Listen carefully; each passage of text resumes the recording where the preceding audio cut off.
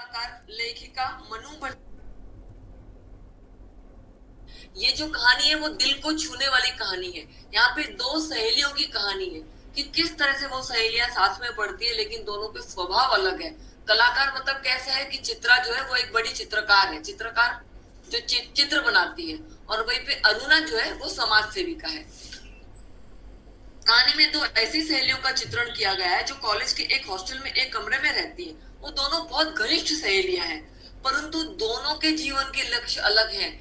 जहाँ पे चित्रा चित्रकारी में अपना नाम, अपनी शोहरत, अपने लिए बहुत बड़ी ख्याति हासिल करना चाहती है, समाज में सम्मान पाना चाहती है, समाज में ऊंचा स्थान पाना चाहती है, विदेश में जाकर उसकी शिक्षा ग्रहण करके तरह तरह के उसके सपने हैं जीवन के। और वहीं पर अरुणा जो उसकी सबसे प्रिय सहेली है, वो साधारण स्वभाव की है, लेकिन वो एक बहुत बड़ी समाज सेविका है। उसके मन में गरीबों के लिए, अनाथों के लिए, आसपास के बच्चों के लिए बहुत बड़ी दया की भावना है। उसके हृदय जो है वो गरीबों की स्थिति देखकर उसके हृदय जो है वो बहुत ज्यादा पीड़ित हो जाते हैं। वो जब किसी को दुख में देखती है तो वो लोगों के जीवन में खुशी लाकर, समाज सेवा करके वो अपने आप को कलाकार मानती है। वो मानती नहीं, पर हमें कहानी में ये बताया गया है। अरुणा जहाँ जीवन के लक्ष्य पूर्ति समाज सेवा में पाती है, समाज सेवा, वहां उसकी सहेली के जीवन का उद्देश्य एक महान चित्रकार बनना है। लेखिका दोनों पात्रों से, दोनों पात्र मतलब दोनों कैरेक्टर्स के माध्यम से हमें यह स्पष्ट करना चाहती है कि कलाकार की सच्ची पहचान क्या होती है। चित्रा के अनुसार अच्छे चित्र बनाना ये सच्चा कलाकार, लेकिन अरुणा के अनुसार उसे लगता है कि ये निर्जीव चित्रों में क्या रखा है। सच में जीवन के लोगों के जीवन में रंग भर दो, जो गरीब है, जो अनाथ है, जो जरूरतमंद है, उनकी कुछ सहायता करके उनके जीवन में रंग भर दो, ऐसी अरुणा की सोच है। अरुणा चित्रों में समय व्यर्थ करने से बेहतर जीवित प्राणियों की भलाई को ही सच्चे कलाकार का कार्य समझती है। Stop Tanvi, stop. तो दो कलाकार जो कहानी है कि किस तरह से अनाथ बच्चों, जो बच्चे थे अनाथ थे, किस तरह से अरुणा उनके जीवन में खुशियां भर देती है और अपना नाम भी नहीं बताना चाहती वो किसी को। ना वो शोहरत चाहती है, ना वो नाम चाहती है, ना वो पैसा चाहती है। और वहीं पर जो चित्रा है, ऐसा नहीं है कि दोनों कलाकार बुरी है, कि चित्रा बुरी कलाकार है, लेकिन सबका जीवन में जीवन को देखने का दृष्टिकोण अलग होता है। यही लेखिका का मुख्य उद्देश्य है कि किस तरह से चित्रा जो अच्छी चित्रकार है, वो जो चित्रों के माध्यम से, चित्रा जो है चित्रों के माध्यम से समाज में जो दुख फैला है उसके प्रति समाज में संवेदनशीलता लाना चाहती है। अपने चित्रों को इस भावुकता से बनाती है कि वो उन चित्रों के माध्यम से समाज में बदलाव लाना चाहती है। और वहीं पर अरुणा अपने चित्रों, अपने लोगों के दुखी जीवन में खुशियों के रंग भरकर उनके दुख को कम करती है। दो कलाकार। ए रूनी उठ। ये रूनी यानी कि अरुणा को चित्रा प्यार से रूनी बुलाती है। कहते हुए चादर खींचकर चित्रा ने सोती हुई अरुणा को झकझोर कर उठा दिया। झकझोर मतलब पूरी तरह से हिला दिया। अरे क्या है? आंखें मलते हुए तनिक खिजलाहट भरे स्वर में अरुणा ने पूछा। मतलब वो एकदम नींद में थी और एकदम सो रही थी, मतलब खिजलाहट मतलब चिड़चिड़े, वो सोई हुई है और चित्रा ने उसे बिल्कुल जोर से हिलाकर उठा दिया। चित्रा उसका हाथ पकड़कर खींचती हुई ले गई और अपने नए बनाए हुए चित्र के सामने ले जाकर खड़ा करके बोली, देख मेरा चित्र पूरा हो गया। ओ, तो इसे देखने के लिए तूने मेरी नींद खराब कर दी? अरे जरा इस चित्र को देख तो सही। न पा गई पहला इनाम तो नाम बदल देना। अभी चित्रा को इतना गर्व हो रहा है कि मैंने इतना सुंदर चित्र बनाया है कि कंपटीशन में मेरा ये चित्र जो है अव्वल आएगा, बहुत ज्यादा पुरस्कार मिलेंगे। अभी अरुणा जो है उसको चित्रों की पहचान नहीं है, उसे कला की जरी पहचान नहीं, वो चित्रों को चारों ओर से देख रही है। चित्र को चारों ओर घुमाते हुए अरुणा बोली, किधर से देखूं यह तो बता दे।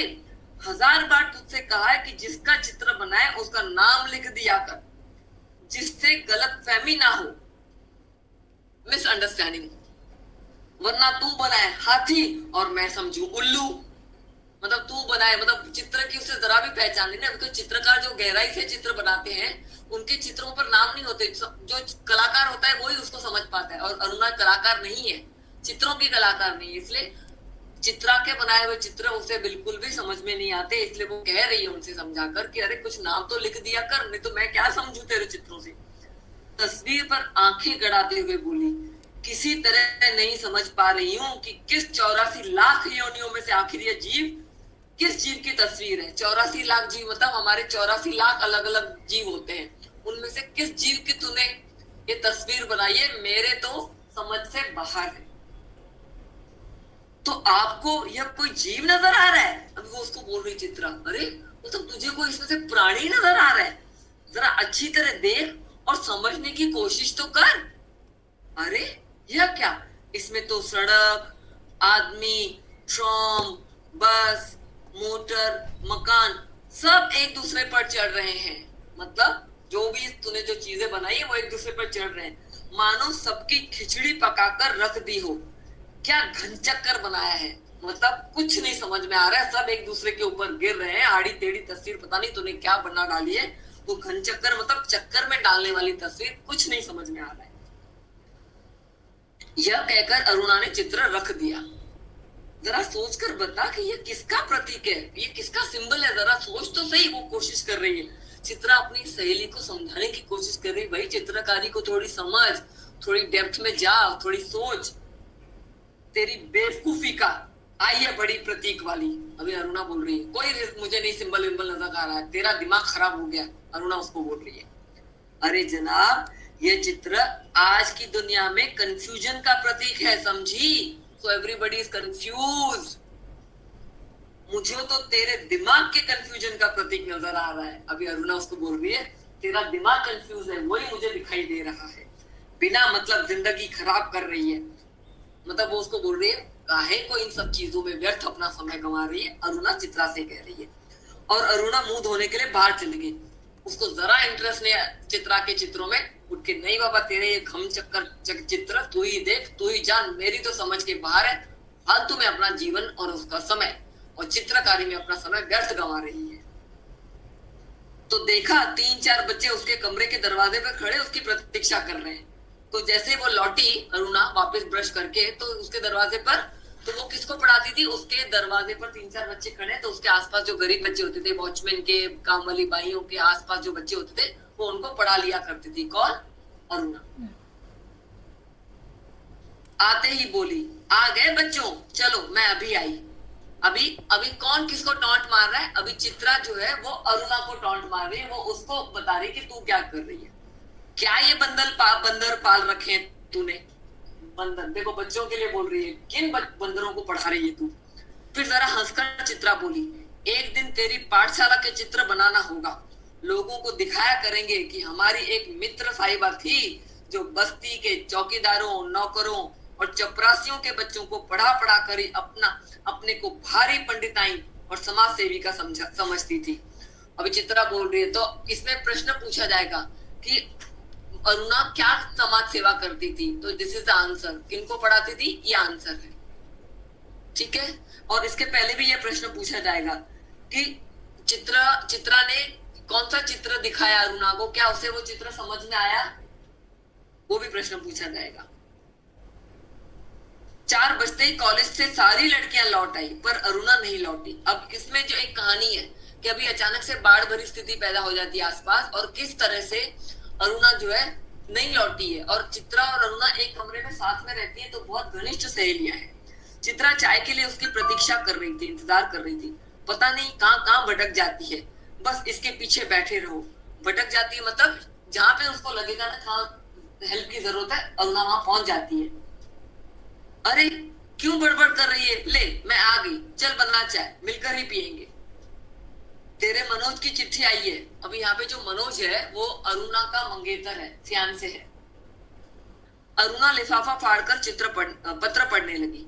जब उसका पत्र समाप्त हो गया तो चाय पीते पीते चित्रा बोली, आज पिताजी का भी पत्र आया है, लिखा है जैसे ही यहाँ कोर्स समाप्त हो जाए मैं विदेश जा सकती हूँ। मैं तो जानती थी पिताजी कभी मना नहीं करेंगे। मोस्ट इम्पोर्टेंट प्रश्न, पिताजी क्यों नहीं मना करेंगे, ठीक है। और पिताजी, क्योंकि चित्रा जो है एक वो रईस खानदान से है, बहुत संपन्न परिवार से है, तो उसके जो भी सपने हैं उसके पिताजी उसे पूरा करने के लिए हर कोशिश करते हैं। हाँ भाई, अभी देखो कैसे बोलती है उसको अरुणा। हाँ भाई, धनी पिता की इकलौती बिटिया जो ठहरी, मतलब संपन्न, धनी मतलब रिच फादर की इकलौती बेटी, ओनली डॉटर। तेरी इच्छा कभी टाली जा सकती है? मोस्ट इंपॉर्टेंट अवतरण, तेरी इच्छा कभी टाली जा सकती है का ये पूछा जाएगा कि ये किस संदर्भ में कहा गया है। फिर वो पहले वाला पैराग्राफ का लिखना है कि पिताजी ने जब चिट्ठी भेजी और उससे कहा कि तेरी जैसा ही कोर्स समाप्त हो जाए तो तू आगे की पढ़ाई के लिए विदेश जा सकती है और सिर्फ विदेश जाना है। तो अरुणा उसे कहती है कि तू तो संपन्न पिताजी की बेटी है, इकलौती बेटी है, तो तेरी जो इच्छा होगी तेरे माता पिता कभी थोड़ी ना पूरी ना करेंगे। पर सच कहती हूँ, मुझे तो सारी कला तेरी इतनी निरर्थक लगती है। मतलब तू जो कला कर रही है ना, उसमें कोई अर्थ नहीं है। निरर्थक मतलब उसमें कोई अर्थ ना होना। इतनी बेमतलब लगती है कि बता नहीं सकती। किस काम की ऐसी कला जो आदमी को आदमी ना रहने दे? अरुणा आवेश में बोली। आवेश में बोली मतलब थोड़ा गुस्से में बोली। तो उसको बोलती है कि तुझे तो पूरा दिन चित्रों में, तुझे जहां देखो तू रंग में, और जो भी वो टॉपिक्स देखती है ना, जहां कुछ देखती है ना चित्रा, वहां पे उसको अपना एक विषय चाहिए। She needs one topic to paint her picture. उसको चित्र बनाने के लिए एक टॉपिक ढूंढती रहती है। तो तू मुझे आदमी नहीं समझती क्यों? अभी अरुणा जब उसको बोलती है ना तू बेवकूफी का काम करे, तो वो उसको बोलती है तुझे क्या लगता है आई एम नॉट ह्यूमन? तुझे इस दुनिया की कोई मतलब नहीं है, दूसरों से के कोई मतलब नहीं है, बस 24 घंटे अपने रंग और तुलिकाओं में डूबी रहती है। अपने वो पेपर शीट से और रंग बनाने के जो स्केचेस रहते हैं ना, तो स्टैंड, तो पूरा दिन रंगों में डूबी रहती है। दुनिया में कितनी बड़ी घटना घट जाए, पर यदि उसमें तेरे चित्र के लिए आइडिया नहीं तो तेरे लिए वो घटना कोई महत्व नहीं रखती। अभी यहाँ पे वो उसे टॉन्ट मारती है, पूछती है मतलब दुनिया में इतनी ज्यादा भयंकर स्थितियां आ जाती है, बहुत कुछ हो जाता है, लेकिन तुझे रियलिटी से कोई खबर नहीं है, तू उनसे कोई वास्ता नहीं रखना चाहती। तुझे तो बस अपने चित्र के लिए एक विषय चाहिए। अगर उस घटना में तुझे विषय मिलेगा तो तू उसको उसके लिए कुछ करेगी, अदरवाइज तू कुछ नहीं करती। हर घड़ी, हर जगह, हर चीज में तू अपने चित्रों के लिए मॉडल खोजा करती है।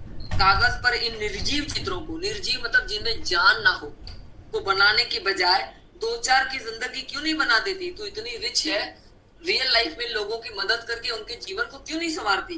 तेरे पास सामर्थ्य है, मतलब कैपेसिटी है पैसों के, फाइनेंशियली साधन है मतलब मीन्स है करने के लिए।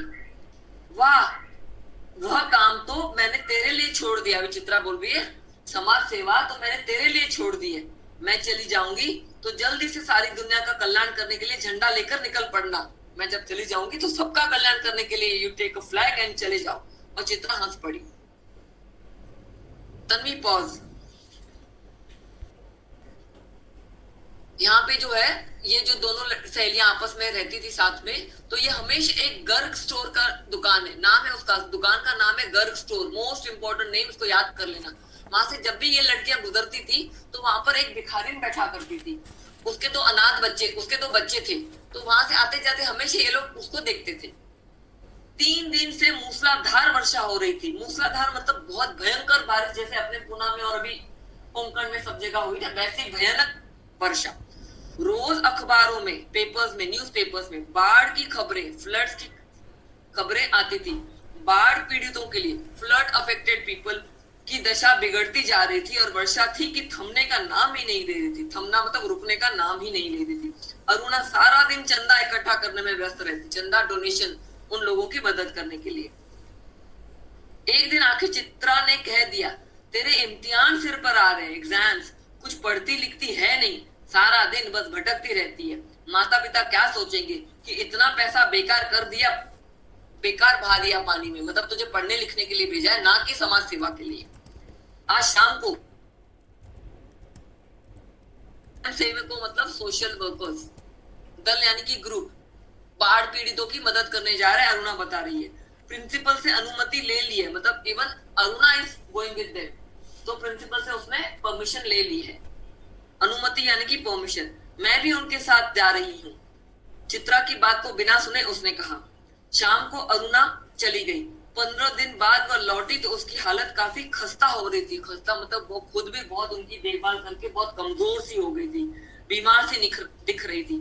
सूरत ऐसी निकल आई थी मानो 6 महीने से बीमार हूँ। मतलब इतनी दुबली पतली, इतनी वीक नजर आ रही थी जैसे 6 महीने से वो खुद बीमार हो, क्योंकि उसने वहां पर लोगों की सेवा की थी, बहुत फ्लड स्टडी की हालत में उसने लोगों की देखभाल की थी। चित्रा उस समय टीचर थे उनके पास मिलने गई थी। अरुणा नहा धोकर खा पीकर लेटने लगी, तभी उसकी नजर चित्रा के नए चित्रों की ओर गई। नए चित्र, 3 चित्र बना रखे थे, तीनों बाढ़ के चित्र थे। चित्रा ने 3 फ्लड के चित्र बनाए थे। जो दृश्य वह अपनी आंखों से देख कर आ रही थी, अरुणा ने सच में वो फ्लड विक्टिम्स को देखा था, फ्लड पीड़ितों को देखा था, बाढ़ पीड़ितों को देखा था। वैसे ही दृश्य यहाँ भी अंकित थे। अंकित थे मतलब बने हुए थे। उसका मन जाने कैसा कैसा हो गया। वो तो रियल में ऐसी हालत देखकर आई थी, तो इन चित्रों को देखकर उसका मन और भी दुख से भर गया। शाम को चित्रा लौटी तो अरुणा को देखकर बड़ी प्रसन्न हुई। क्यों चित्रा, तेरा जाने का तय हो गया? हाँ, अगले बुध को मैं घर जाऊंगी और बस 1 सप्ताह बाद हिंदुस्तान की सीमा के बाहर पहुंच जाऊंगी। उल्लास उसके स्वर में छलका पड़ रहा था। Stop, Tanvi stop.